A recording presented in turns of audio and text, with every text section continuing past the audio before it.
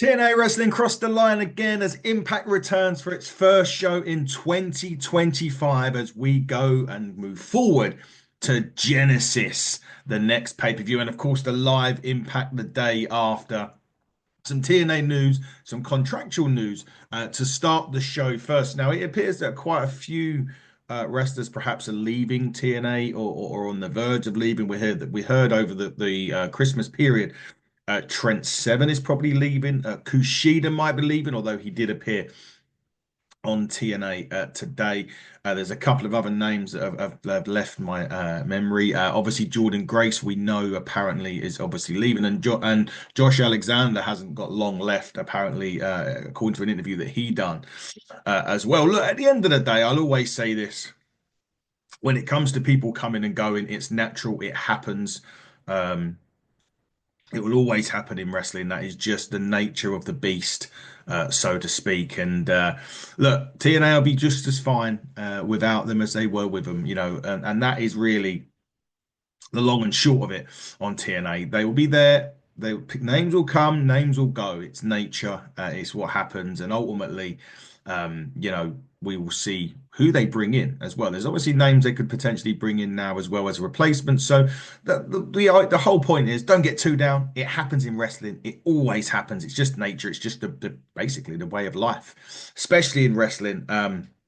But nevertheless, those names will be missed at TNA for sure, if in fact it is true for some of these names. There's a couple of other names again that was on there. Rhino as well. Again, he was on the show. He was on the Impact show today. But look, it's just the way it just happens. It's just what happens in life.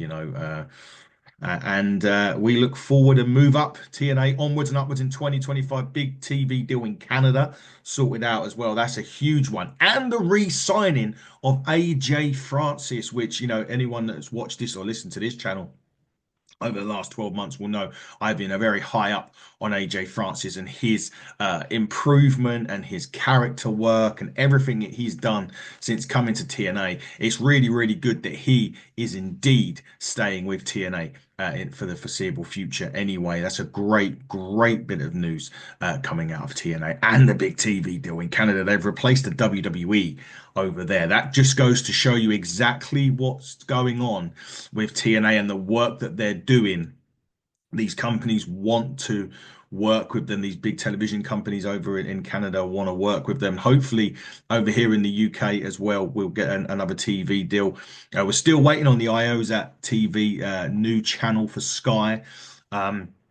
But of course, you can watch it all anyway on the TNA Plus app. You are now saving $9.99 a month. What better way to spend it than getting yourself on that TNA Plus app? You can watch weekly impacts, you can watch the pay-per-views, and you have access to the archive where you can see AJ Styles, Samoa Joe's, the Abysses, everything like that.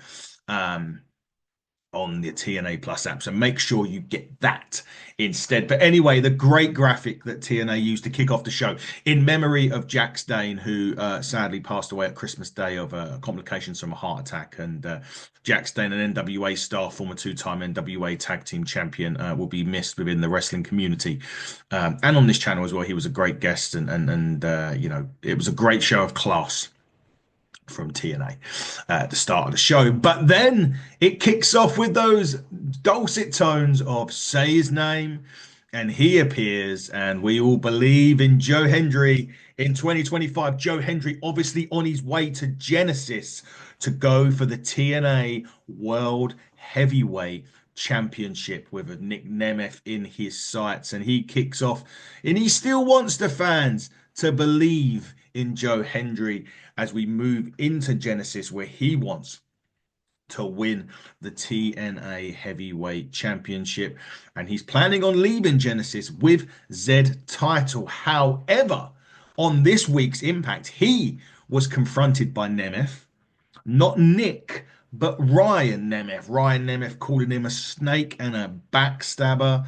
And, he's going to say how, he's a pretty good one. He's not a main eventer. He's a mid-carder and a pretty good one too, which was, it was like, wow, that's a little bit harsh from Nick Nemeth. But Joe Hendry also counters that, but he says he admires Ryan's ability to come out here and tell his little stories.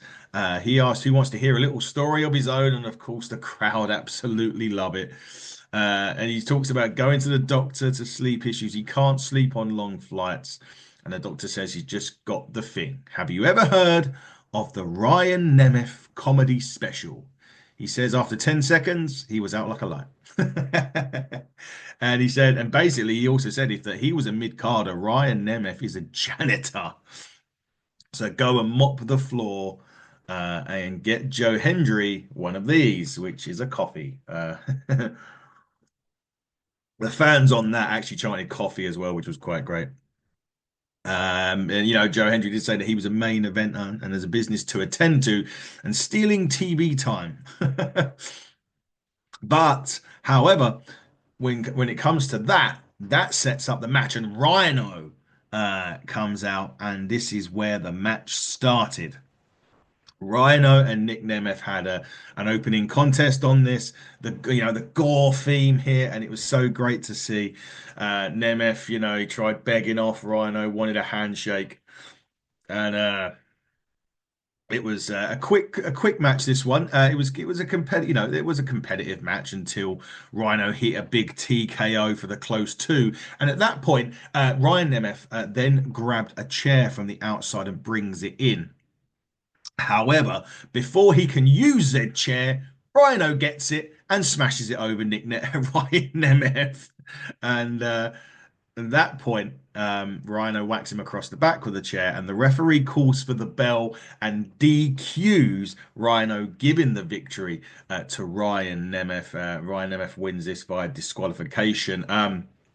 If that was, it's not Rhino's last. I don't think it's his last hurrah yet in TNA. I believe there's a match that was made later on, but Nick Nemeth feeling the wrath of the Rhino in TNA early doors or here on Impact. Ryan Nemeth needs to watch his mouth. He didn't have Big Brother around at that point in the show anyway. Although we will hear from the TNA World Champion later on Impact. Now, Jordan Grace is backstage with Gia Miller here. Now, if you remember the shocking return that happened at Final Resolution of Tessa Blanchard to TNA, a lot of controversy there, and she's back. Well, although she says that she's not under TNA contract, which is interesting. But when Jordan Grace had this interview ahead of her big eight-woman tag main event, she was saying that Tessa took her ball and went home. We've heard that phrase quite a lot this week in wrestling. And then she's now trying to return to lay claim to the leader of the locker room and recoup, all of the benefits that, and off back of the hard work that the Knockouts really has done while she's been gone. She says that she knows the same old Tessa and she's going to wait by the door to give Tessa a nice warm welcome when she appears. Well, we'll see about that nice warm welcome, whether or not she gives it to Tessa or not, as Impact rolls on today. But that's something that, we know that Jordan Grace is probably finishing up with TNA. We kind of know that it's only probably Genesis. Maybe that will be the end of Jordan's run in TNA. We expect that we know where she's going. Again, it's all speculation at this point, of course. Things can indeed change. But however, it's seemingly likely this is going to be Jordan Grace's last feud in TNA before the inevitable happens, really. You knew, we said it on this program that she was WWE's dream signing, and it looks as though that's the way it's going. But again, look, until it happens, she's still here, she's still TNA, and we're still happy that she's here, that's for sure. But she's going to give Tessa Blanchard a welcome. Well, we will see as Impact rolls on. We go now to the Rascals, and interestingly enough, they were talking about the Hardy Boys holding the tag team championship. They called them legends and growing up doing swanton bombs off their couches. And they want to know what the fans think about the Hardys and the Rascals for the tag team championships. Well, I tell you what I think. Take my money. Should that happen, and actually, Funnily enough, the Hardys did indeed walk up on the Rascals. And Matt Hardy was like, you know what? You're talented, you're good looking, you're hungry, you're extreme and fearless. He mentions that there's a show just around the corner called Genesis. And he does say that the big show like that deserves the big match like this. And the Rascals will say they'll tear the roof off the place, smoke them if you've got them.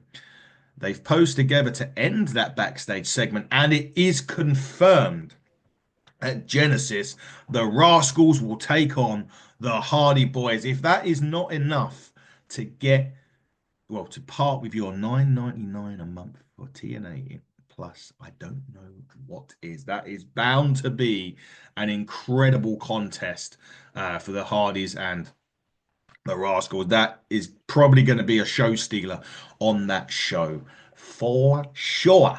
Anyway, back to ring action. Kushida in the ring. Ace Austin is his opponent. Ace Austin obviously doing a lot singles work due to the injury to Chris Bay. Haven't had a lot of an update really in this on Chris Bay in a while. Hopefully he's okay. We don't really know. I mean, as obviously unless you were at that show, difficult to say what actually happened. We know it's a serious injury, sick one, neck. You know, there's obviously big GoFundMe set up that raised hundreds of thousands of dollars, and big thanks for that as well to everyone that donated to the Chris Bay Fund. But yeah, so for now, Ace Austin is on his own, and he and Kushida had a great match, by the way. This was a really good showcase. Again, a little bit of X Division on there. You know, it was this was a great back and forth, great chemistry between the two.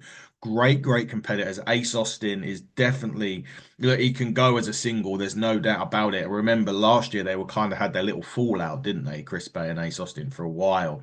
And we've watched them go singly and with great success. And it was fantastic to see these two go at it. And now obviously Ace Austin and Kushida, great chemistry in the ring, great competitive one-on-one match.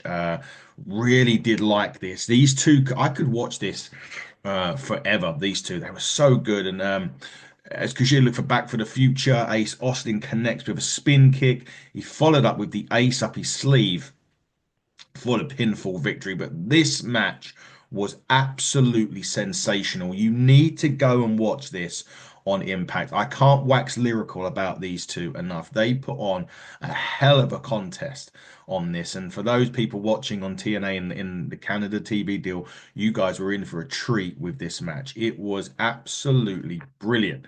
Now, however, Ace Austin does get on the mic and he says every day Chris Bay fights for a better life. And he fights for him in the ring. He talks about Chris Bay with tears in his eyes before the surgery. And the situation means Ace Austin has to go on a crazy singles run with the big win the big one for him. The big one being that he was going to go after Nick Nemeth for the TNA World Championship. And just as he said that, he was cut off.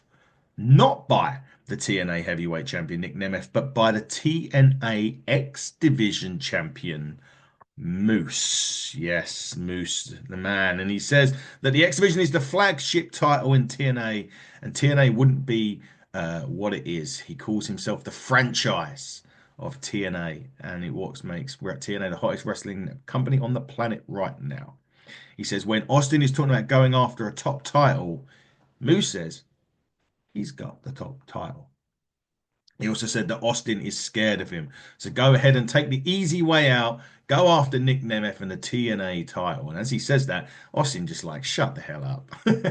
Seriously, shut the hell up. And and he's just said, and then Moose says, basically shut the hell up, just like your partner, Chris Bay, which then causes Ace Austin to smack the microphone out his hand and call Moose a disrespectful piece of shit, which was quite interesting.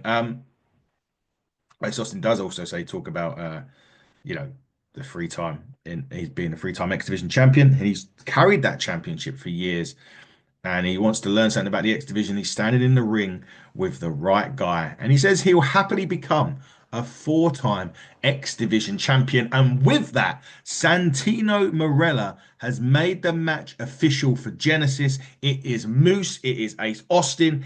X Division Championship on the line in Genesis in just a few short weeks' time. That should be a very interesting encounter. Moose, we know he can go like an X Division superstar. He can fly. Moose can go around and he's got some quickness to him. He can take some severe bumps. We've seen that. Moose is very impressive as as the X Division champion. And Ace, I know he's only been X Division champion for a while, but he's proven without a shadow of a doubt he's very, very good at being a champion. He was TNA World Champion, of course, but he's taken that X Division title, and I don't think there'll be many people that will disagree with the fact that he has, that he can become a very good X Division champion. But now he's got somebody who's been there, seen it, and done it on many occasions in Ace Austin. Ace Austin can go, and he's again one of the best in TNA have got.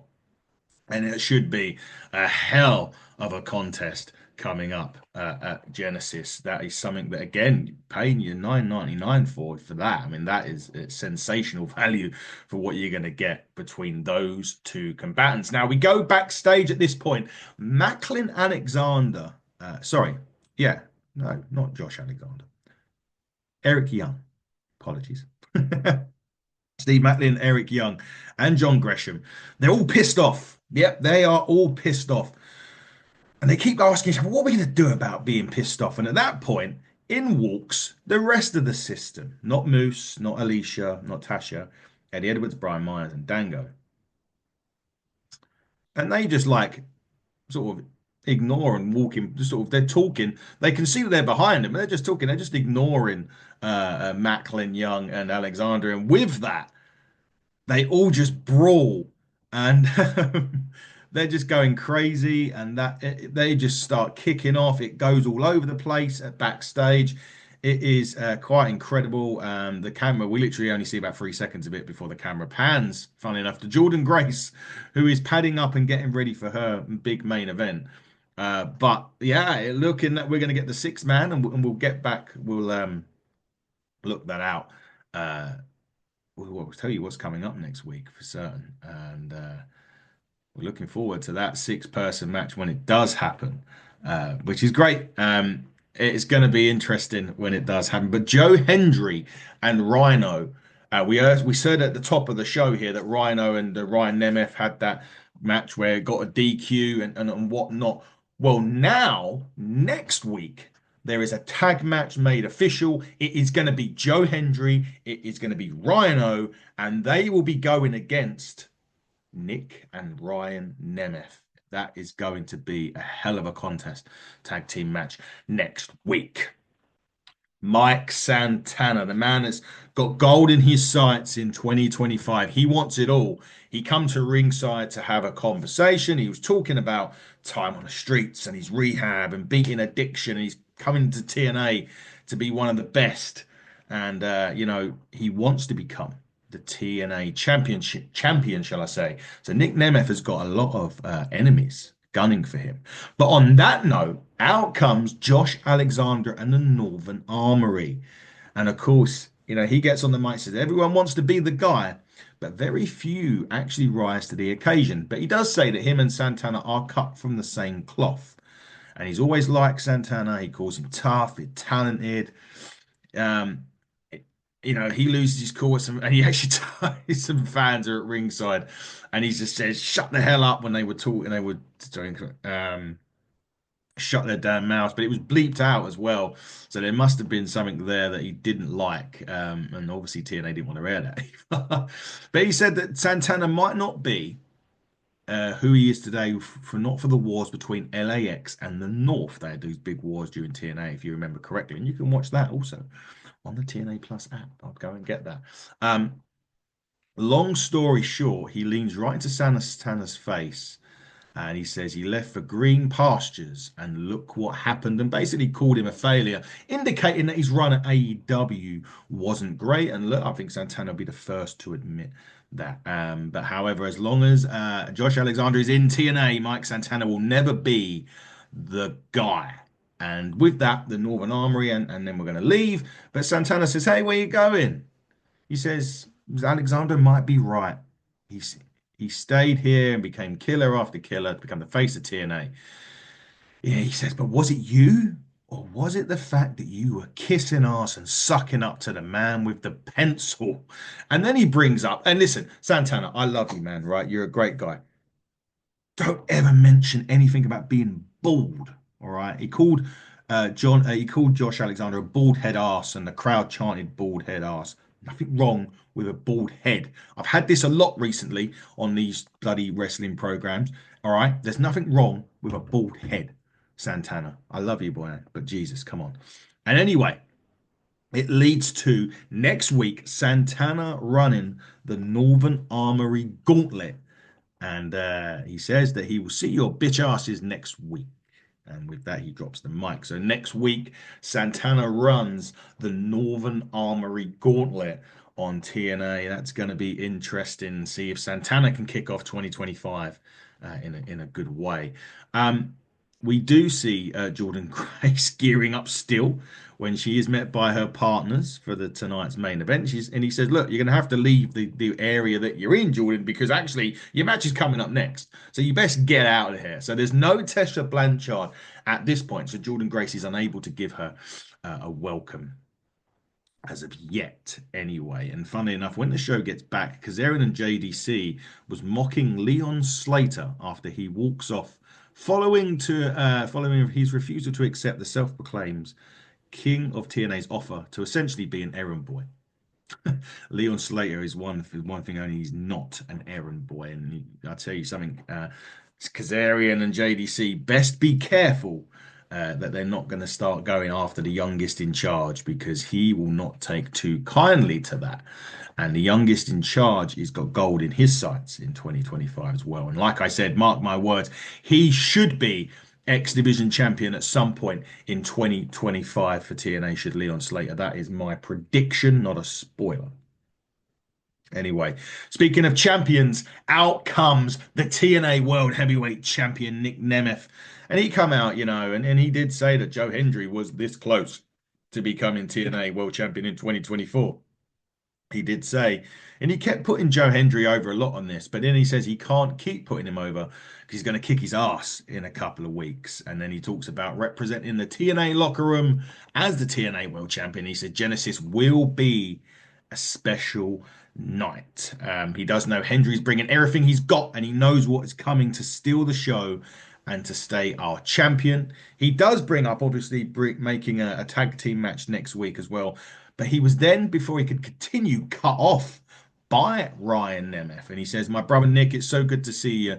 He asked him and kept putting over Hendry. He's like, you got to remember, Hendry's a snake. And he'll hit him in the back the first chance that he gets, just like Rhino did with the steel chair. He did say he'll show everyone next week that the name Nemeth is synonymous with greatness.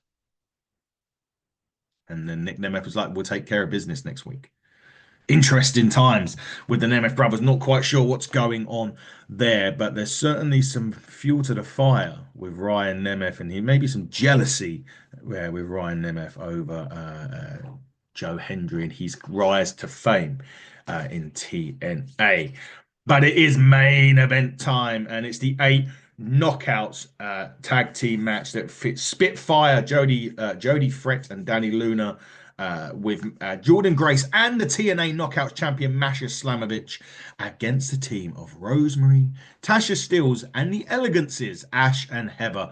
And it was great.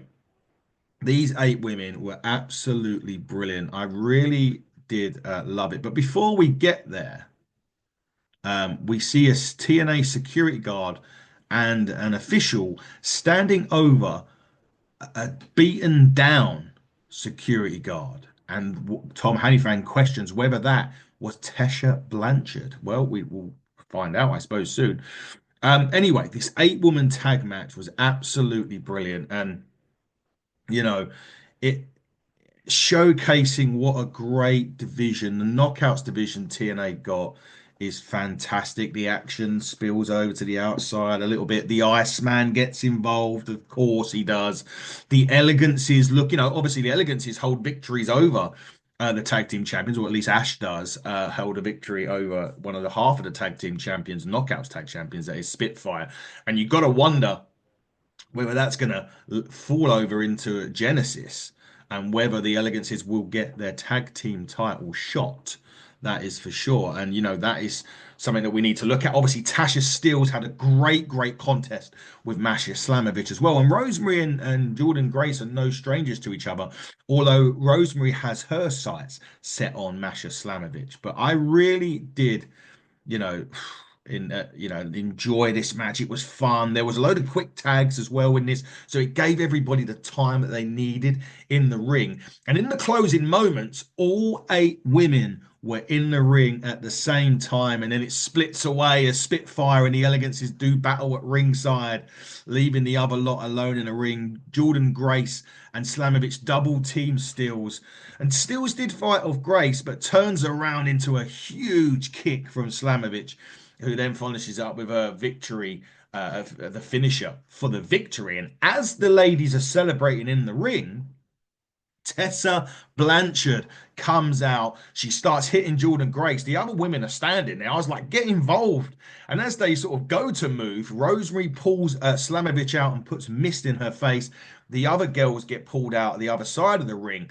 And Jordan Grace and Masha Slamovich are, Jordan Grace is getting beaten up, by Tessa Blanchard all the way back to the back.